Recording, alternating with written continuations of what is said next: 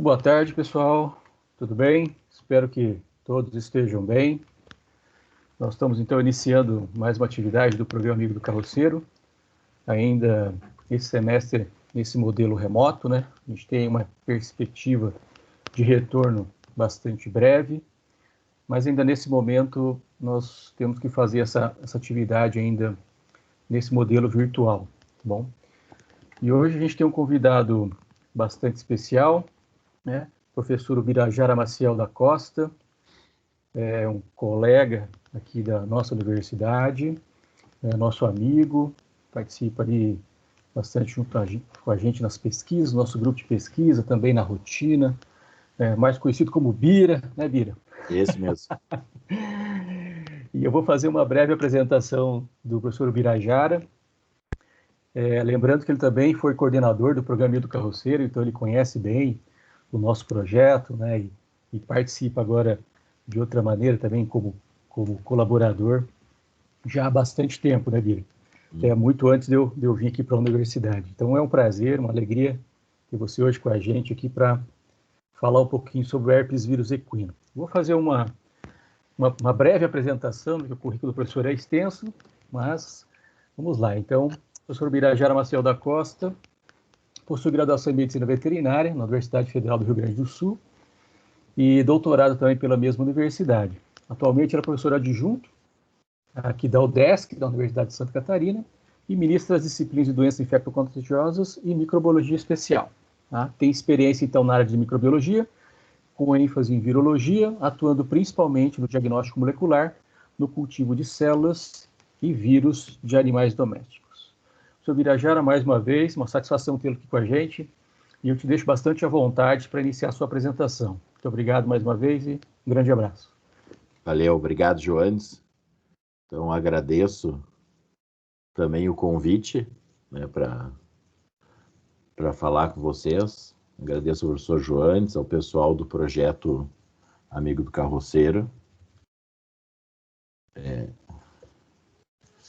E qualquer coisa, né, eu pedi para o Joanes para mim controlar o chat, se alguém quiser perguntar, ou quem quiser a qualquer momento pode interromper e fazer a pergunta. Abre o microfone e pergunta. Nós vamos falar um pouquinho sobre herpes vírus equino. Até no início, quando o Joanes falou comigo, a gente ficou, né, conversando um pouco sobre o que falar, que assunto falar, que vírus falar, né? Eu pensei inicialmente em anemia equina pela minha afinidade com os retrovírus, mas também já é um vírus bastante conhecido e que já tem, né, a devida importância e o devido valor, até porque é um exame e é um vírus que está presente aí nos equinos e que se exige exame para participar de feiras, exposições, etc. Então se fala bastante. Aí um outro que surgiu, né, tem uma sugestão conversando com o Joanes, foi o herpes vírus equino, até em função desse surto que houve na Europa agora no início do ano. Desculpa. E aí vamos falar. No início, né, eu fiquei pensando, herpes equino, devo me preocupar? Será que devo me preocupar? Era uma boa pergunta para a gente fazer. Aí surgiu, né, quais os riscos de infecção, que é quase a mesma coisa, talvez, né? Se eu me infecto, eu tenho que ficar preocupado. Então, acabou ficando quais os riscos de infecção, e aí a gente vai falar um pouco, não só, né, no final nós vamos discutir os surtos novos, mas a gente vai dar um apanhado geral sobre os herpes vírus equinos. Então, características virais. Vamos pegar aqui Ops. Características virais, epidemiologia desse vírus, a patogenia, os sinais clínicos, diagnóstico, controle e profilaxia, e aí nós vamos dar uma comentada aí sobre esses novos surtos que surgiram na Europa em fevereiro, mas também nos Estados Unidos. Tiveram aí alguns casos registrados além do que já vinha sendo observado. Então, falar daquele basicão inicial, né? Características virais, então são os herpes vírus da família herpes viridae, tem vários herpes vírus. Dentro da família herpes viridae, existem 9 herpes vírus equinos. Só dentro do gênero varicelovírus tem 5, e aí outros espalhados aí, mas que nos interessam, que interessam para os animais aqui no país, são principalmente o herpes vírus equino 1 e o 4, né, que estão relacionados aí com aborto e problemas respiratórios e problemas nervosos. Então, só relembrando, para quem já viu e faz muito tempo que não vê, e para quem não conhece ainda eu apresento. Então, esse é um herpes vírus, ele é um vírus DNA, com material genético é DNA de fita dupla. É um vírus que tem um envelope, né? Esse envelope é um envelope lipídico, derivado da membrana celular da célula que ele está infectando, e o seu capsídeo, que é a estrutura proteica que envolve material genético. Então, essa é a estrutura básica dele, né? Eles têm como característica ter várias glicoproteínas de superfície, né? Formando a sua estrutura em volta do envelope, e que são responsáveis, entre outras coisas, para a ligação do vírus ao receptor e a entrada dele na célula do hospedeiro, na célula que ele vai infectar. Como todo mundo já sabe agora, né, o corona trouxe isso de forma bem clara, por ser um vírus envelopado e ter essa estrutura lipídica na sua volta. Ele é um vírus que tem uma inativação mais fácil do que um vírus sem envelope. Então, o envelope permite, né, se usar solventes lipídicos, como, por exemplo, sabão, álcool, acetona, tudo que dissolve lipídio acaba destruindo o envelope, consequentemente, eu acabo inativando o vírus.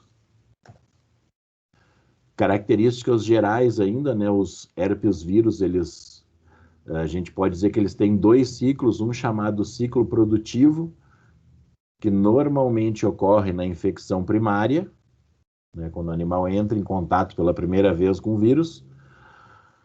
Nesse ciclo produtivo é quando eu tenho a doença clínica, então eu vou ver o animal doente, ele vai apresentar os sinais clínicos, se o vírus conseguir se instalar no organismo.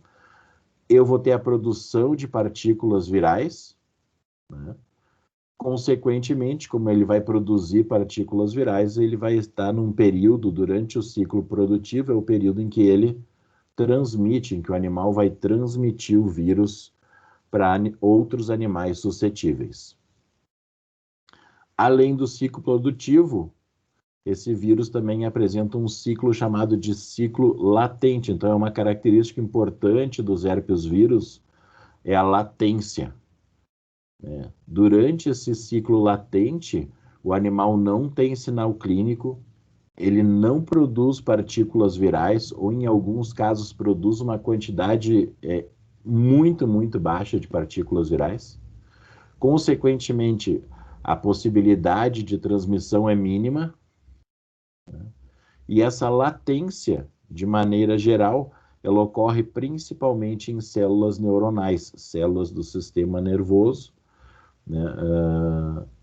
Principalmente o sistema nervoso periférico, e recentemente também se identificou que ele pode fazer latência dentro de linfonodos em leucócitos. Então, são as possibilidades, né? Esse ciclo latente, o que acontece?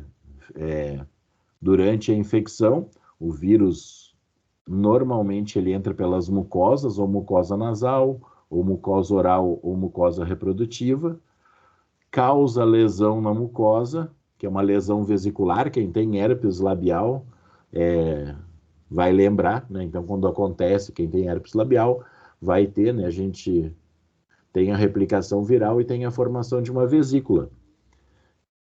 Enquanto tem essa vesícula, quer dizer que o vírus está replicando, que ele está produzindo partículas.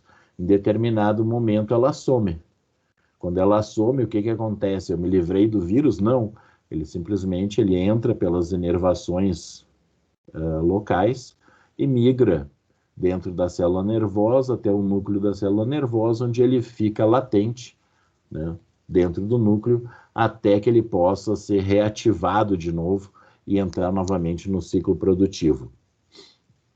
Então, esse movimento, depois da infecção inicial, ele entra em latência e aí ele fica oscilando entre ciclo produtivo e ciclo latente. O que vai determinar isso? Principalmente fatores estressantes.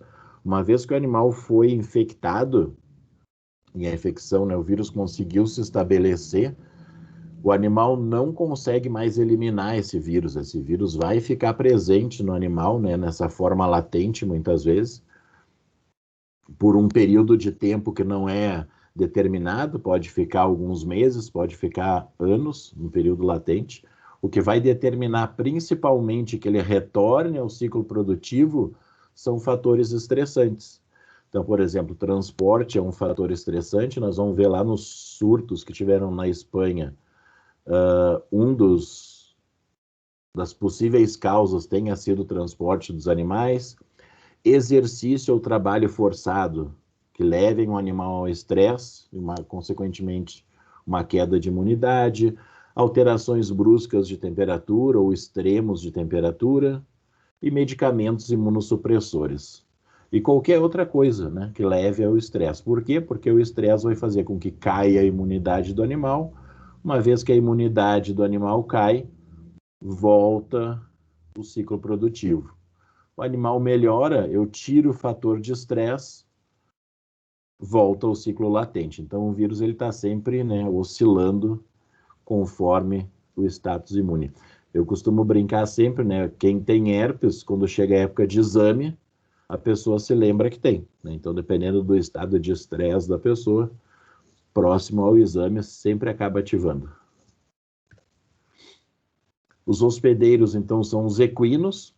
A gente vai falar basicamente, né, sobre o EHV1, o herpes vírus equino tipo 1 e o tipo 4, que são os mais importantes.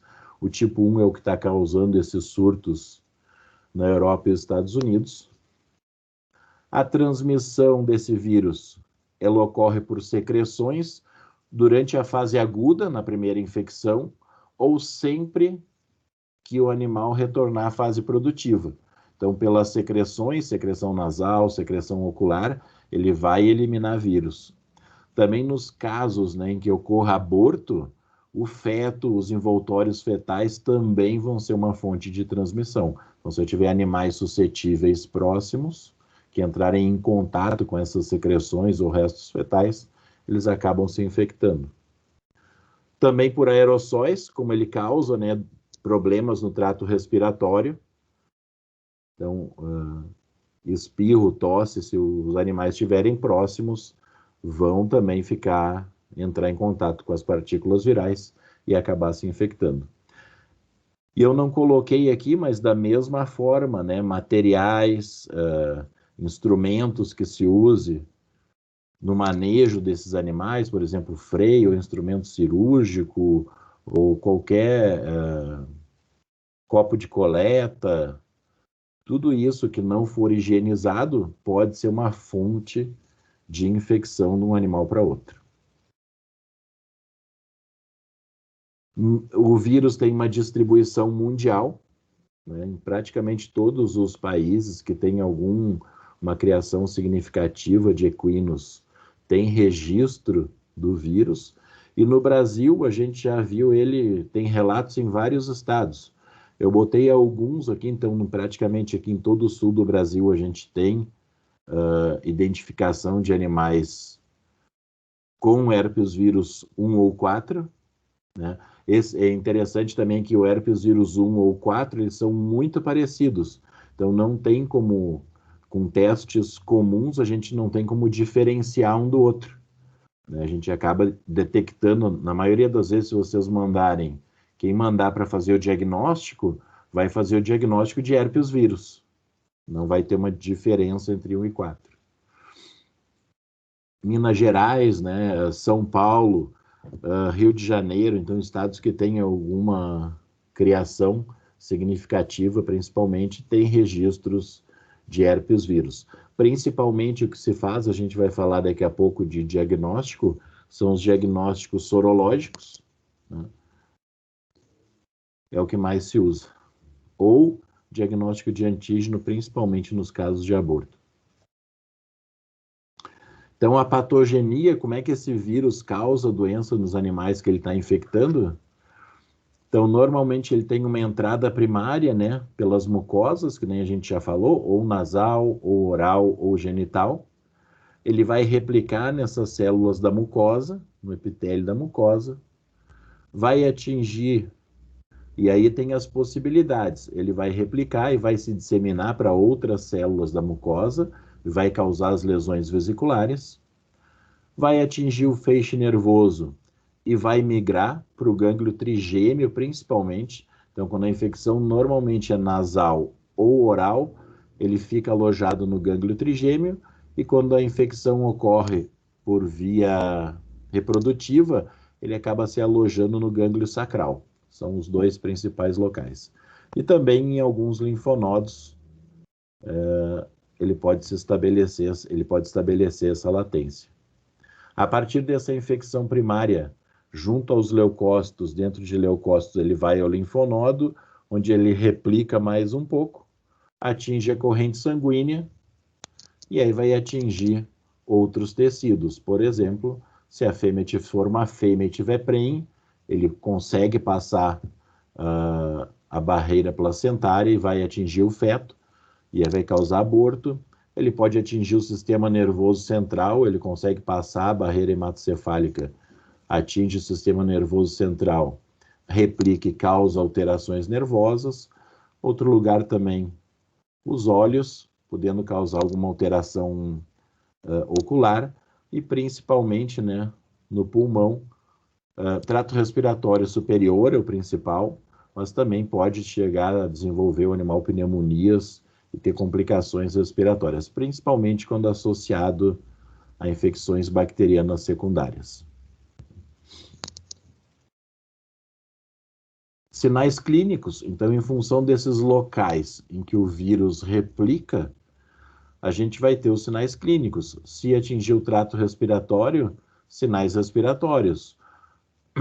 Se atingir o sistema nervoso, sinais nervosos. E em caso de fêmeas prenhes, aborto. No caso dos sinais respiratórios, normalmente, né, entre o animal entrar em contato e começar a manifestar os sinais, demora aí de 2 até 10 dias, pode demorar. E o animal apresenta febre, descarga nasal, que começa muitas vezes serosa e vai até mucopurulenta, e conjuntivite. Então, esse é um sinal que se observa, né, nas infecções por herpes vírus equino, que é principalmente essa secreção. Aqui já contaminada, né, e já tem contaminação bacteriana, a gente já consegue ver a secreção mucopurulenta. No caso de fêmeas prenhas, então abortos, a partir do 4º mês, com o pico aí em torno do 7º mês para frente, então aumentam os abortos. A gente pode relacionar um pouco quando uma fêmea aborta com a presença de um quadro respiratório leve anterior. Então o animal pode entrar, né, no diagnóstico também, na anamnese, saber se os animais que abortaram chegaram a apresentar algum quadro respiratório algumas semanas ou meses antes. Como caso isolado ou múltiplo também. Não tem retenção de placenta e não afeta o trato reprodutivo em novos ciclos. Então, o animal vai ciclar de novo. Claro que no caso dos abortos, tem um prejuízo grande, porque vai perder o período de cobertura, vai perder o potro, né? E vai perder a época de monta, e aí só num novo ciclo, né, nas propriedades que fazem recria, para a fêmea emprenhar de novo. Então, tem vários prejuízos. Então, o aborto, normalmente, a partir do 7º mês, a gente vai ter já um animal, né, bem desenvolvido, praticamente formado já. E esse material aqui, né, os restos, os envoltórios fetais, os tecidos fetais, podem ser usados para o diagnóstico. No caso de doença neurológica, também pode ocorrer casos isolados ou múltiplos. É menos comum. Normalmente, em rebanhos infectados, o que a gente observa é uma incidência de doenças neurológicas em torno de 10 a 15% dos animais desenvolverem. Tá? Não passa muito disso. Pode estar associado com doença respiratória ou aborto. O início é rápido dos sinais nervosos e em 48 horas atingem um pico, né, de manifestação. Entre eles, andar cambaleante, debilidade, incoordenação, que inicia nos membros posteriores, normalmente, e depois, de forma ascendente, atinge os membros anteriores. Ah, eu já estava prevendo isso. Então, vamos ver uma coisa aqui.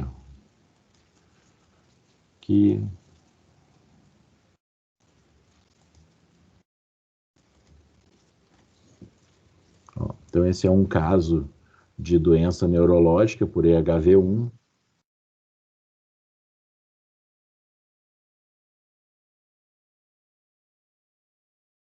Então, aqui um caso adiantado já, né? Um animal já com... ele não consegue mais ficar em estação, só está deitado, e ele faz as tentativas de levantar e não consegue.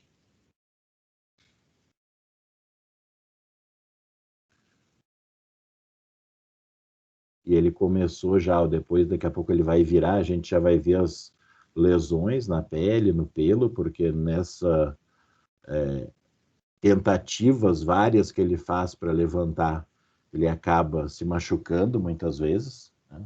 Ele perde o pelo e acaba se machucando também. Outro sinal que a gente pode ver no início, muitas vezes, não são todos que apresentam, mas que a gente pode ver é perda de tônus da cauda. Então o animal não consegue, né? Ela fica mole, fica sem tônus. E se deixar esse animal, daqui a pouco ele não levanta mais, nem nas tentativas, ele começa só a pedalar e muitas vezes causa aí até uma cratera na tentativa de se levantar.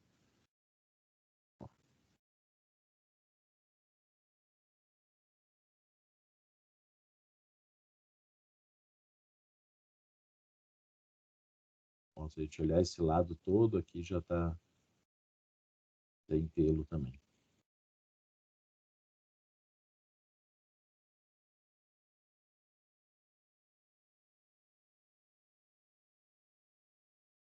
Então esse animal, né, ele foi eutanasiado porque ele não tinha, já estava numa condição irreversível.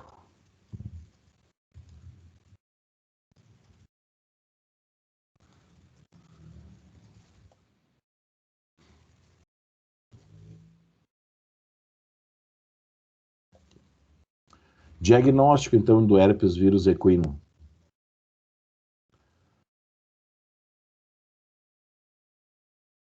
Diagnóstico de antígeno, então, o que é? Procurar o vírus no animal, né?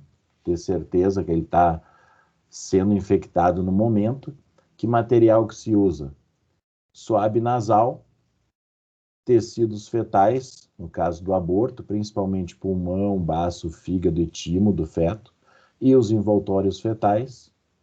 E no caso de um animal morrer, principalmente pulmão e sistema nervoso central, ou ser sacrificado, né? Pulmão e sistema nervoso central. São os principais tecidos que se usa. Muita gente pergunta se dá para usar sangue para pesquisar, né? O problema do sangue é que o animal tem que estar, o vírus tem que estar fazendo viremia no momento da coleta. Então, se naquele momento o vírus não estiver circulante, o sangue vai dar um resultado negativo. Por isso que não é um bom material. E os testes, o principal que se usa é o teste de PCR ou imunofluorescência ou imunohistoquímica. São testes comuns aí nos laboratórios de diagnóstico. Daqui a pouco eu vou falar um pouquinho mais de diagnóstico. Quando a gente falar dos surtos, aí eu falo mais algumas coisas. Sorologia. Essa é outra questão. Vale a pena fazer a sorologia? A gente sabe que a sorologia é um teste indireto, né? Eu não consigo dizer pela sorologia se o animal está infectado naquele momento. A sorologia é a pesquisa de anticorpos e vai me indicar que o animal teve em contato com a gente. Como a gente tem várias situações em que podem ocorrer sintoma nervoso, aborto e problema respiratório, outros agentes, por exemplo, outras situações, né? Eu fazia sorologia, por exemplo, para uma égua abortou. Eu faço a sorologia e der positivo para herpes vírus, eu tenho que pesar, né, se eu tenho que juntar outros sinais possíveis para mim poder dar um diagnóstico mais certeiro, senão eu simplesmente vou saber que esse animal já entrou em contato com o vírus, ou se ele é vacinado, que ele tem anticorpos para o vírus, mas eu não consigo afirmar que o que causou a doença, que naquele momento ele estava infectado. Mas, de qualquer forma, vale a pena. Por quê? Porque, como a gente falou antes, como o animal, uma vez infectado, ele vai permanecer infectado para a vida toda, se eu faço a sorologia, eu vou saber a condição daquele animal. Então, mesmo que dê positivo, mas eu não consiga associar com o que aconteceu, eu vou saber que ele potencialmente, numa situação de estresse, ou ele vai ou pode reativar o herpes vírus e vai se manifestar. Nos casos de sorologia, o material, obviamente, é soro, né? E os principais testes que se usa são soroneutralização ou teste de ELISA, de ensaio imunoenzimático. Controle do herpes vírus. Evitar a entrada de animais infectados, então propriedades que têm esse controle, que têm animais testados, devem fazer um controle no ingresso de animais, né, para evitar trazer o vírus para a propriedade. Isolamento.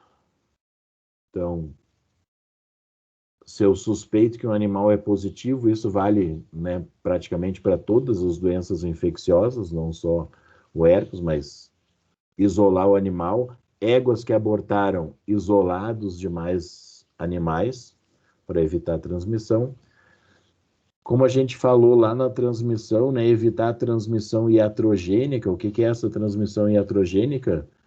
Né, quem não lembra, é a transmissão que a gente, né, que os profissionais de saúde, no caso veterinário ou auxiliar, fazem a transmissão de um animal doente para um animal sadio. Então a gente tem que cuidar isso, né? Todo material usado, se eu suspeito que o animal, ou eu sei que o animal é positivo e está apresentando sintomatologia clínica, cuidar com o material que eu uso. Cuidar também bebedouros, comedouros, né? Tudo que possa infectar. Se o animal está com aquela secreção que a gente viu antes lá, está com uma secreção intensa e ele contamina o comedouro ou o bebedouro, o próximo animal que chegar ali vai acabar se infectando ou ficando exposto à infecção. E minimizar fatores estressantes, principalmente para aqueles animais que eu sei que são positivos, né, que deram, por exemplo, uma sorologia positiva, então eles têm o vírus. Se eles passarem por uma condição estressante, existe uma grande probabilidade deles reativarem o herpes e voltarem a excretar. Vacinação é uma medida profilática, né, a principal que se usa hoje. Existem várias vacinas no mercado contra o herpes vírus, 1 ou 4 ou ambos, né? A maior parte delas são vacinas polivalentes, ou seja, contra mais de um agente. Então, quando eu acabar imunizando para herpes, eu vou imunizar contra outros agentes também.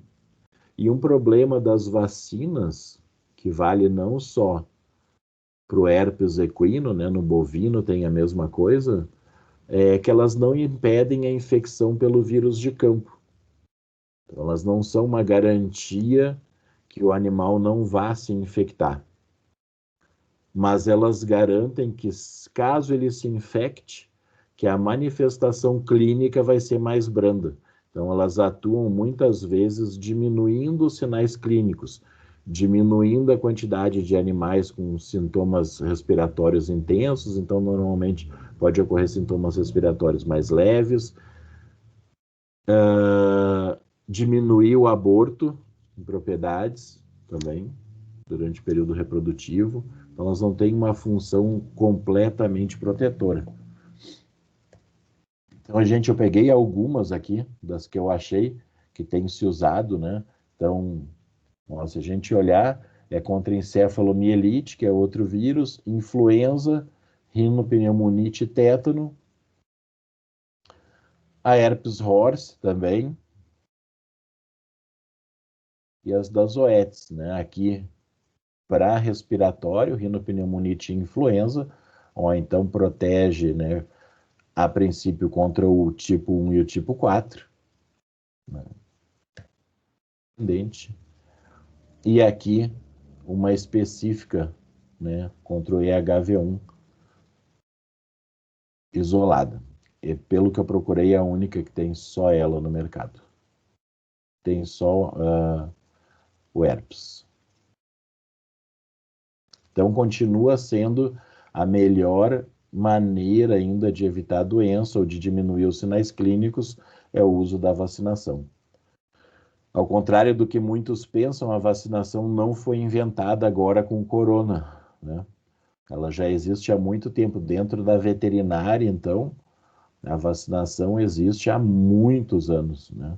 Como uma rotina veterinária, uma rotina prática, né? Para a maioria das espécies. Então já se conhece esses protocolos e esses tipos vacinais. E agora vamos falar um pouquinho desses surtos que tiveram na Europa e que assustou um pouco o pessoal.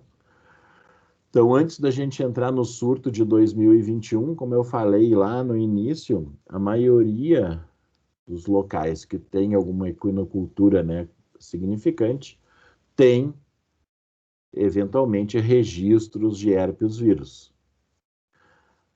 Eu peguei esse trabalho aqui como um modelo, foi um trabalho francês, né, em que eles viram um surto que teve em 2009, envolvendo animais que apresentaram aborto, infecção respiratória e doença neurológica, né? Então, esses surtos eles são comuns em países com rebanho significativo. A grande maioria apresentando sinais respiratórios ou reprodutivos. Como eu falei lá no início, o sinal nervoso ele tende a acontecer numa quantidade menor de animais, aí, entre 10%, 15%, às vezes até menos. A grande maioria vai apresentar sinal respiratório ou reprodutivo.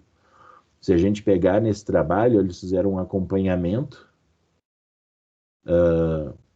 ao longo de vários anos, então 2012, 13, 14, até 18, identificando aqui, né, animais com sinal respiratório, com aborto e com sinais neurológicos. Então a gente vê que... Oi? Desculpa te interromper aí. Claro. Tem uma perguntinha aqui no chat. Manda. Com qual idade o animal deve ser vacinado? Isso aí, na maioria das vezes, é a partir dos 6 meses. E aí, dependendo da vacina, com revacinações anuais ou de 6 em 6 meses. Vai depender da vacina e da região que a gente está também, né? Se é uma região que costuma ter surtos, a gente pode fazer um reforço a cada 6 meses. Mas, de maneira geral, a partir dos 6 meses já dá para vacinar. Então, a maior parte com sinais respiratórios reprodutivos, se a gente olhar e comparar, os sinais neurológicos é uma quantidade menor de animais que apresentam. E aí, nesse mesmo trabalho, eles fizeram um estudo para ver medidas de proteção. O que acontece se a gente instaurar medidas de proteção nesses animais? Então, como é que o herpes vírus vai se comportar?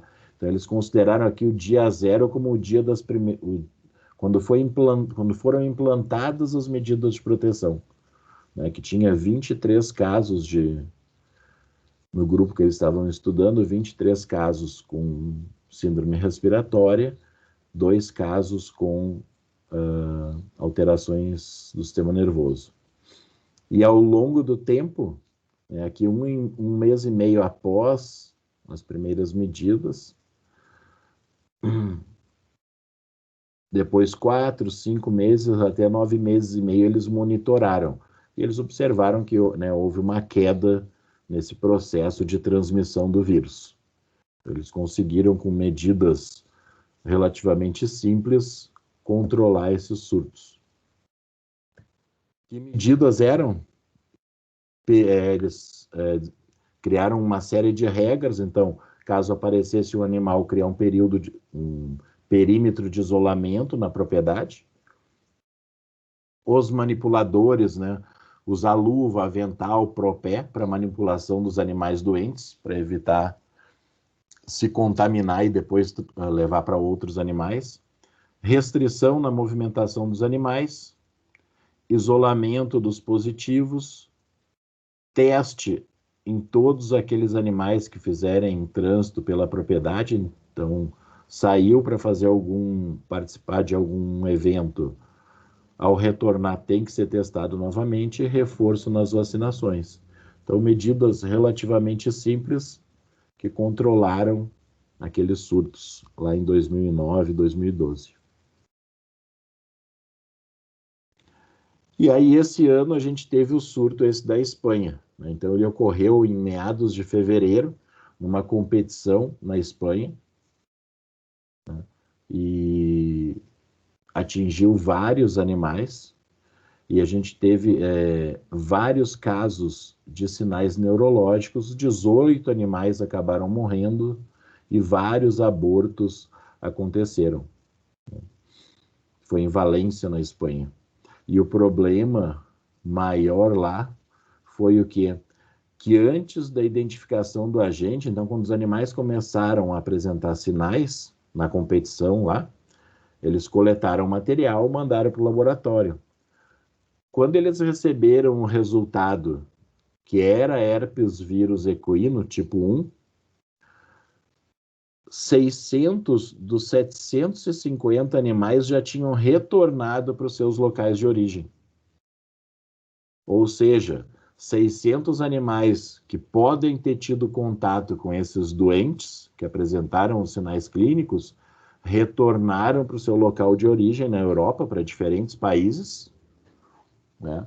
E geraram agora um estado de emergência lá, ou de atenção máxima em todos os países da Europa, em todos os equinos. Por quê? Porque a expectativa nos próximos meses é que comecem a surgir vários casos. Esses casos da Espanha atingiram principalmente fêmeas. 80% dos animais atingidos eram fêmeas, e de forma mais severa, 40% dos animais que manifestaram sinal clínico tiveram sinais neurológicos, bem acima daqueles 10, 15 que eu falei antes. Então, apareceu muito sinal neurológico. Analisando a situação desses animais, o que concluíram foi que as condições dos animais, eles estavam em baias compactas, então pequenas, com uma proximidade muito grande, e tiveram um estresse, né, de transportar e de competir. Então, alguns animais, deixa eu ver se eu botei no próximo. Aqui, ó, as hipóteses para esse surto da Espanha são que eles tenham baixado a imunidade. Alguns animais levaram até 3 dias para chegar no local do evento, e isso é uma condição estressante para eles, ficar viajando 3 dias. Isso pode levar a uma queda de imunidade em algum que já tinha o vírus e se manifestou, ou mesmo acabou se contaminando lá. Outra hipótese é o sexo, alguma amostra que esteja relacionado com as fêmeas, que esteja infectando de forma mais eficiente as fêmeas. Outra hipótese que está se levantando para esse surto é o uso de progestágenos, né, que eles falam que o uso de alguns proprietários usam progestágenos para deixar o animal mais calmo, mais tranquilo, né, para tirar o sinal de, para tirar, por exemplo, para acalmar o cio ou alguma coisa assim.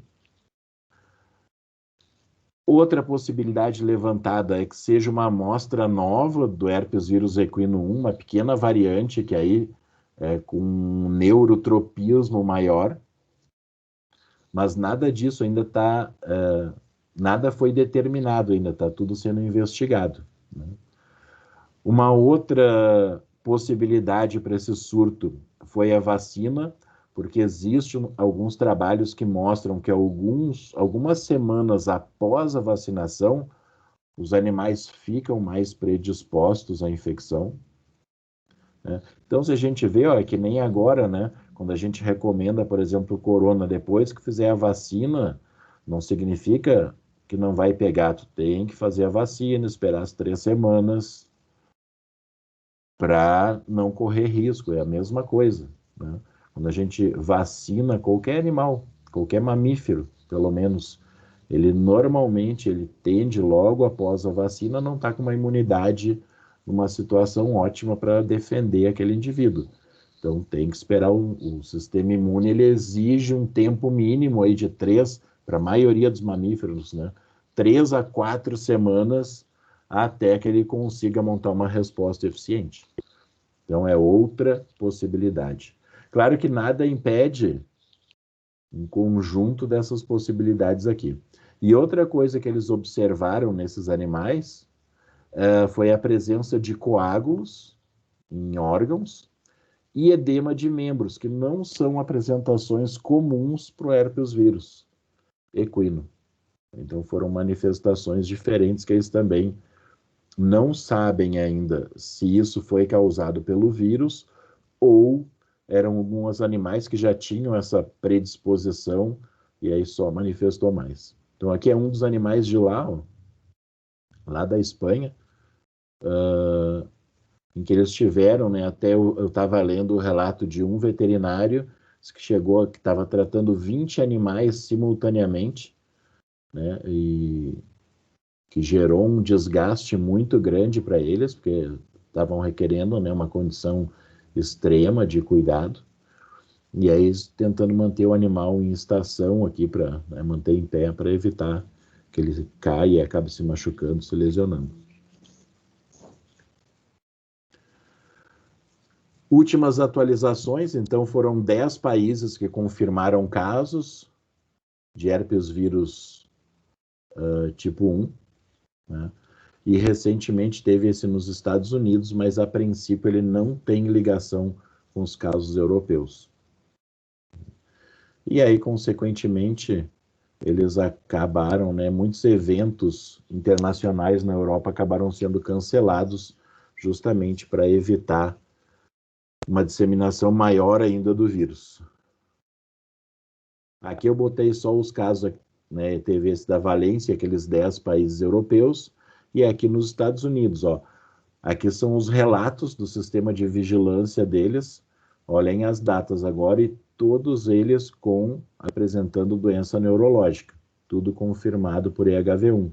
Então a gente tem aqui em Los Angeles, Santa Clara, março, Sonoma, aqui em São Bernardino, esse aqui não aparece, mas é no Tennessee. Então vários relatos, né, nos últimos de fevereiro para cá, relacionados a animais infectados pelo EHV1 e com bastante sinais nervosos, né?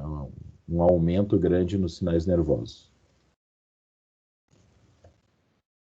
No Brasil, como é que a gente está? Até o momento, a gente não teve nenhum relato oficial de surto envolvendo sinais neurológicos em equinos no país, por enquanto, né? Eu conversei com 3 veterinários, 2 veterinárias e um veterinário de equinos nessa semana, para ver como é que estava o monitoramento, e todos eles, né, eles me informaram que os proprietários, né, os aras, todos estão atentos a essa variante, a esse surto que teve na Europa, que os veterinários estão atentos ao agente, estão meio de prontidão, assim, né? Todo mundo com um pouco de medo.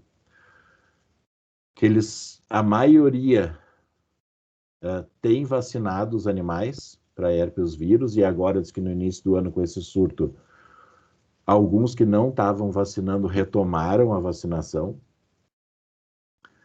A sorologia eles não fazem como rotina, porque a maioria das vezes os proprietários acham caro fazer o exame.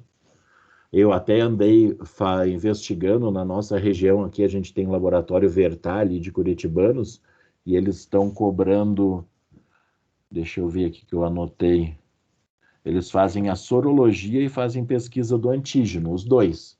Então, posso mandar tanto material abortado quanto soro. A sorologia, eles estão cobrando R$ 115 e o PCR para pesquisa de antígeno, 120.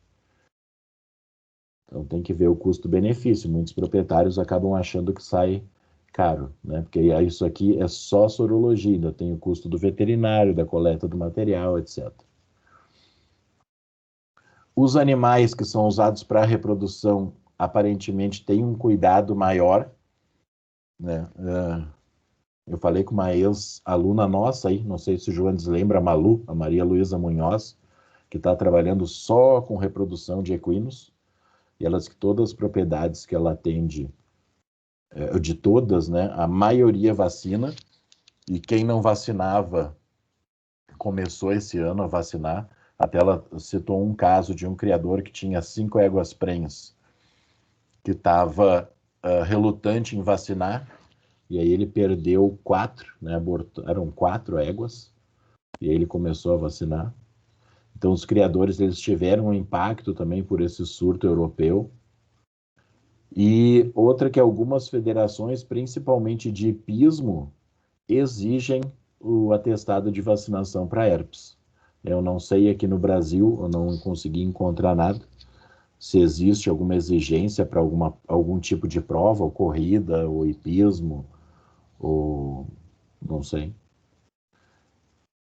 Mas o pessoal está antenado, assim, tá preocupado com essas manifestações. Embora atualmente, né, os vírus tenham entrado na moda por causa do corona, de maneira geral, muitos criadores, assim, a não ser alguma doença que cause um dano muito sério, mas acabam muitas vezes deixando assim em segundo plano, né? Ou não dão muita importância. Mas esse herpes, tomara que essas amostras dos surtos europeu e americano não cheguem por aqui, para não ter um impacto muito grande, né, nos animais. Certo? Eu queria agradecer ao programa Amigo do Carroceiro pela oportunidade. Aqui está o meu e-mail, se alguém quiser entrar em contato, fique à vontade. E, né, use máscara, mantenha o distanciamento. Se puder, fique em casa e acreditem na ciência, que é o que vai nos ajudar. O resto é conversa. Valeu, obrigado. Bem, agradeço, professor Birajara. E acho que podemos abrir agora, né, Bira, para umas perguntas, né? Eu Caso o fiz pessoal tenha para dúvida, sobrar um tempinho aí perguntas. para nós conversar. Isso. Então, pessoal, fica à vontade ali, pode abrir o microfone, ou pode falar pelo chat também, né? Para a gente abrir um tópico sobre discussões aí.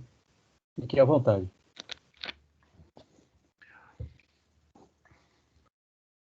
Equinos não é muito a minha praia, assim, de lidar, mas eu gosto dos equinos, é uma espécie que eu tenho uma empatia com eles. Eu gosto de estar perto, assim, não me vejo muito como clínico, mas é uma espécie que eu tenho uma afinidade. Deixa eu aproveitar então, Bira. Eu vou fazer uma pergunta para você aqui para a gente discutir um pouquinho.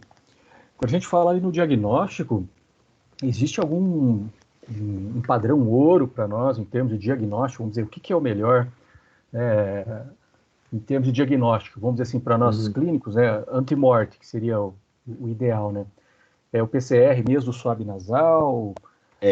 Ou, por exemplo, se a gente tem uma doença mais de trato respiratório, suave nasal, ou se é doença neurológica, melhor o PCR do líquor. O vírus tem uma quantidade, vamos dizer assim, significativa no líquor, que a gente pode identificar, ou não é um bom teste.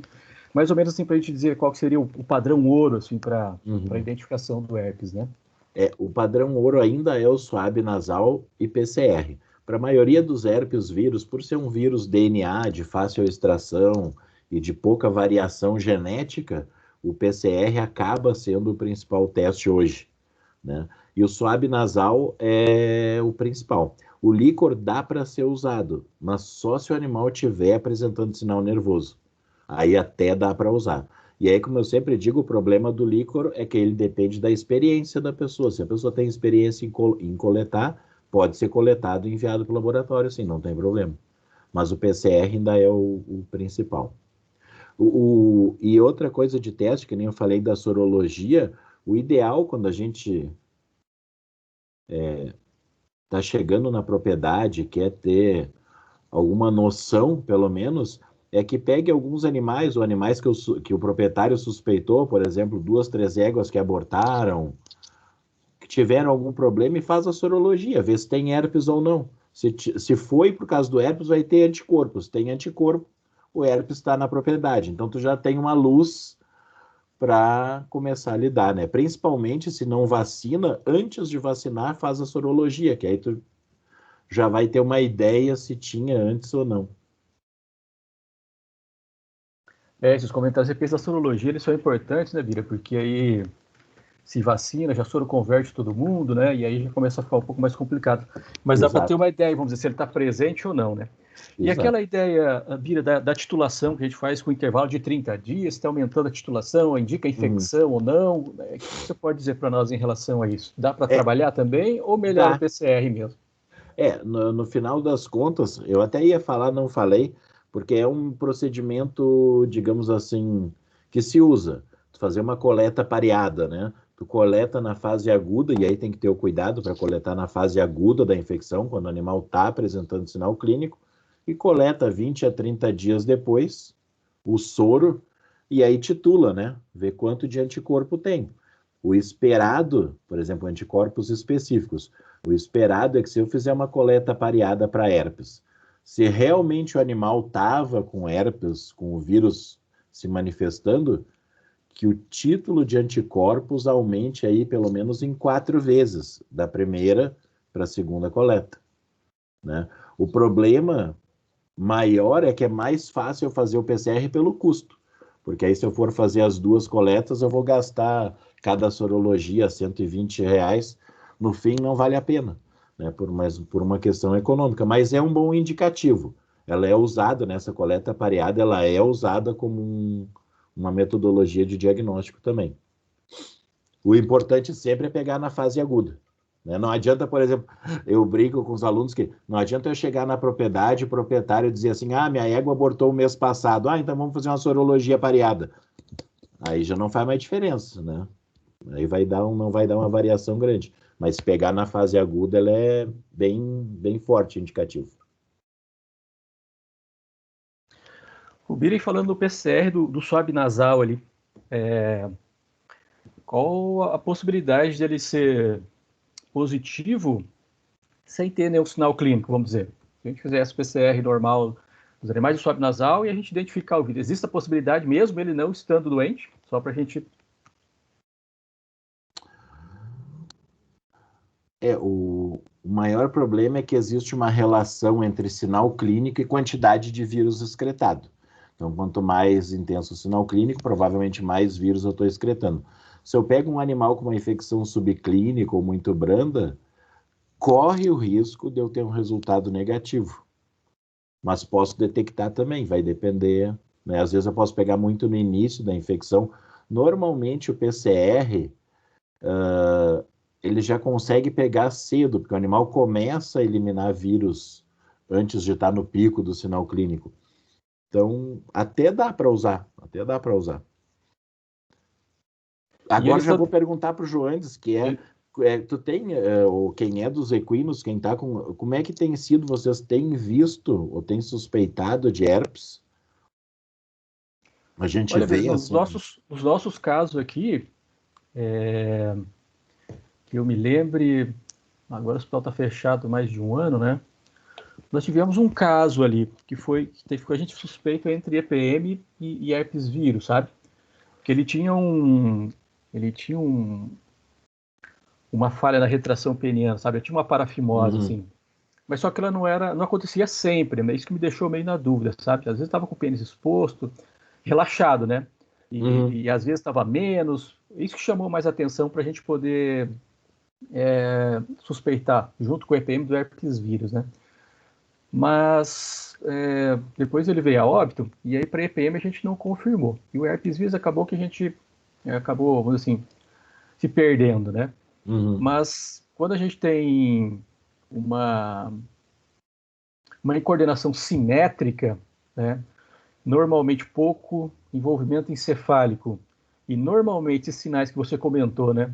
De paralisia de bexiga, perda ali do tônus na região anal, perianal, incontinência urinária, né? A gente sempre suspeita de herpes vírus, né? Ele afeta mais a medula do que o encéfalo, na maioria das vezes, né?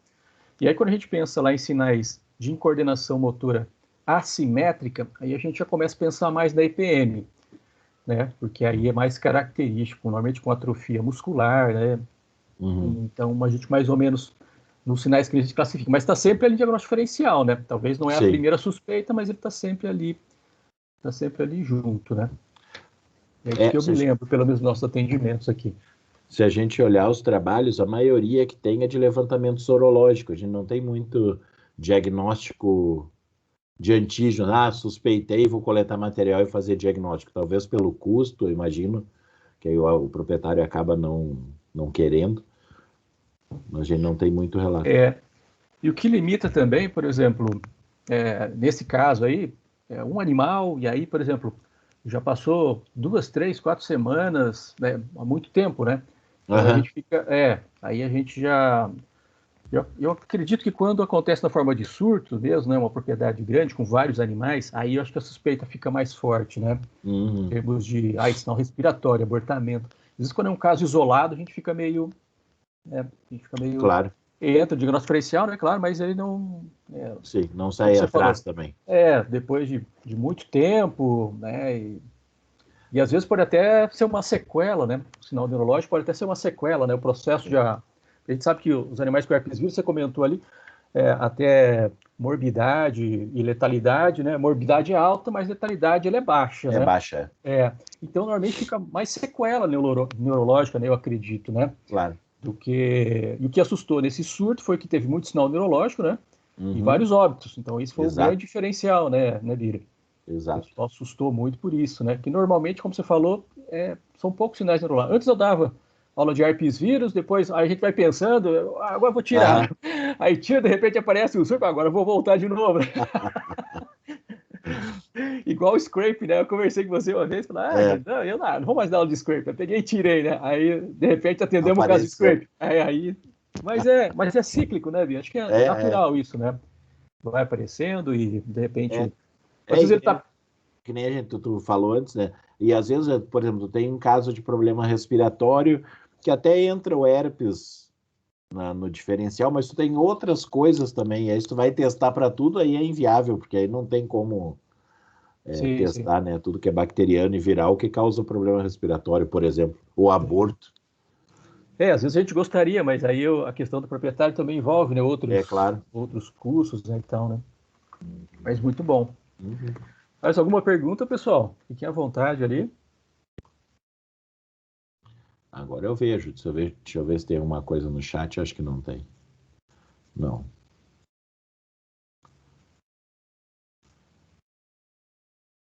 Opa. Mas então tá bom, Bira. Eu acho que... Então tá. Tendo mais perguntas, né? Te agradeço mais uma vez a oportunidade de a gente discutir, falar um pouquinho sobre herpes vírus aí para nós, né? A sua disponibilidade também. E a gente poderia abrir as câmeras, né, Biri? Fazer uma foto todo mundo junto aí, né? Podia. Então eu vou agradecer o pessoal abrir a câmera ali. Obrigado, Joanes, e o pessoal do projeto pelo convite. Espero que eu tenha atendido um pouco, pelo menos, as curiosidades, né? E é interessante, porque que nem o Joanes falou, às vezes a gente fica falando, eu sempre falo de herpes vírus equino, mas a gente não vê muito assim o pessoal falar ou dar uma importância grande. Mas aí quando dá um surto desse, pelo menos, né, acaba atiçando o povo para Dá uma reativada, né? dar uma reativada, exatamente. Vamos lá, pessoal. Quem puder abrir as câmeras ali para a gente fazer uma. Aí, que bom ver umas caras aí conhecidas. É, a gente poderia abrir os microfones aí, dar uma salva de palmas, professor, também, né? Ah, Salva de palmas virtual, né, Bira? tá certo. Então vamos pousar para a foto aí, eu vou fazer um print da tela aqui para a gente deixar documentado. Tá, peraí, não Se arruma desliga. aí. Deixa Otávio. o Jones fazer o print. Pentei o cabelo aí, Bira. Peraí que eu vou me arrumar só um pouquinho. Aguenta aí. Deixa eu ver onde é que eu vou botar o pessoal aqui hoje. Deixa eu botar uma sala chique aqui.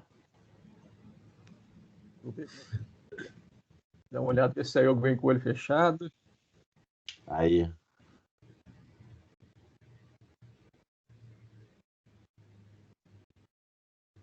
Deixa eu fazer mais uma aqui, peraí. Vai. Às vezes. Aí, 1, 2, 3 e.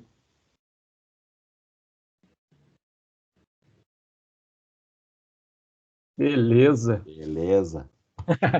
Bira, mais uma vez, muito obrigado aí pela oportunidade. E Eu que agradeço. um abraço. Abraço, pessoal. Até. Cuidem-se aí. Até Valeu. mais. Tchau, tchau.